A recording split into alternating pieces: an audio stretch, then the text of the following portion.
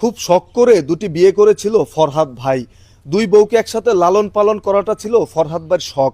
এখন এই শখটি যেন হয়ে দাঁড়িয়েছে তার জীবনের কাল। আমরা একটু তার কাছ থেকে জানার চেষ্টা করি আসলে ভাই কি হয়েছে, ঘটনাটা একটু আমাদেরকে বলেন।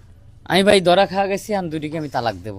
আচ্ছা ভাই, এই যে আপনি বিয়ে থেকে সরাসরি তালাকে চলে গেলেন, আসলে তালাক দেওয়ার কারণটা কি? জানে কুল হইতেছেন আমার জানে তো কুলন লাগবে রে ভাই।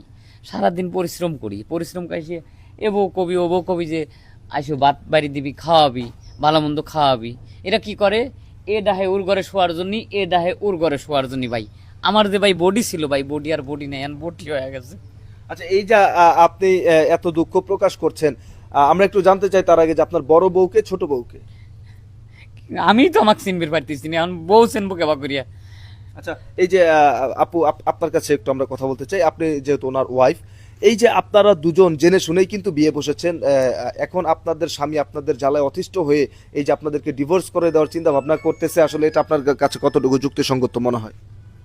দেখেন, এখন আমরা তো জেনে শুনে বিয়ে করেছি, ঠিক আছে।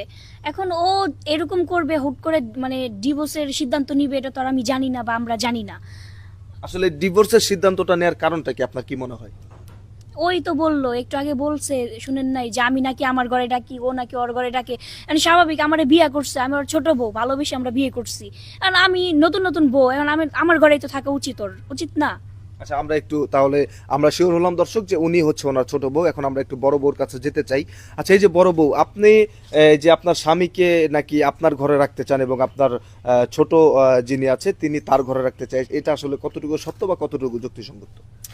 সত্য যা বলছে তাই সত্য, কিন্তু আমি তো বড়, আমার তো অধিকার বেশি। কারণ আমার স্বামী, আমি যখন সংসারে আসছি তখন আমার এই সংসারে কোনো সতীন ছিল না, আমি একা আসছি। এই সংসারটা যে 5 বছর ধরে আমি সংসারটা দেখতেছি, করতেছি। তো কি কারণে ও আমার ভিতরে কি কমতি ছিল, কোন কারণে ও আবার বিয়ে করছে, এটা তো আমার যে কোনো একটা দোষ দেখাইতে হবে। মানুষ কি ভাই বিয়ে করে না? 4 জীবন পুরুষ মানুষের 4 জীবন তো বিয়ে করা কিন্তু ফরজ। আমি দুটি বিয়ে করছি, এটা আমার হ্যাঁ, শখ ছিল। ঠিক আছে। আমার দাদা দুইখান বিয়ে করছে, তা আমি চাইছি যে আমি আমার দাদার মতো হব, আমি দুটি বিয়ে করব, সুন্দর করে সংসার করে মানুষ দেখা দেবো। ওরে ভাই সুন্দর করবে দা, আমি এখন এমন জ্বালায় পড়ছি যে পাড়ার লোক আমাকে লাঠি লিয়ে এসে মারবে। তোমার কি দাদা জানি মারবে? দুইটা বিয়ে করছে, তোমার দাদা আচ্ছা, দুইটা যাক, বউ চালাইতে চিল্লাচিল্লি পারছে, করিস না। তুমি তো পারো না, তুমি কেন করছো বিয়ে? ডিভোর্সের সিদ্ধান্ত নিছো কেন? কেন নিবা? পাড়ার লোকজন মারবে আসে তোর ঝগড়া জাটি। এটা বিয়ের আগে ভাবা উচিত ছিল, এটা বিয়ের আগে ভাবা উচিত ছিল যে আমি 2টা বিয়ে যে করতেছি, আমার বরাবর পারমিশন না নিয়ে যে আমি বিয়ে করতেছি, এই সংসার আমি 2টা টিকায় রাখতে পারবো আমার কিনা। ভাই আমার লাইফটাও তো ভাই নষ্ট করে দিছে, বুঝছেন। আমি ওর লাইফ, ওর মাংস, হাড় মাংস খায় তারপরে এই সংসার থেকে যাবো। আচ্ছা, এই যে আপনার বউ অলরেডি বলে ফেলেছে, আপনার ছোট বউ যে আপনার হাড় মাংস খেয়ে তারপরে আপনাকে ছাড়বে, আসলে এই ব্যাপারে আপনি কি বলতে চান?